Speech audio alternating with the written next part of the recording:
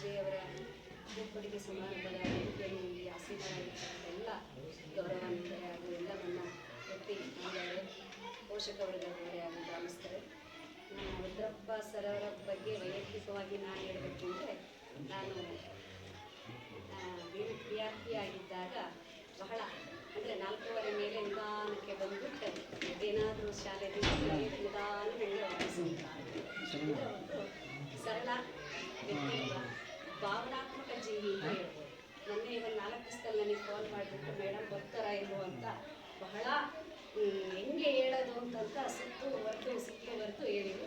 ಖಂಡಿತ ಸರ್, ನಿಮ್ಮ ಶಾಲೆ ಎಷ್ಟೇ ಇಂಟೀರಿಯಲ್ ಇರ್ತೀನಿ ನಾನು ಬಂದೇ ಬರ್ತೀನಿ, ಸುಮ್ಮನೆ ಸರ್ ಅಂತ ಹೇಳಿದ್ರು. ಆಮೇಲೆ ಮಿತಭಾಷಿ ಕೂಡ ಅಂತ ಹೇಳಿದ್ರು.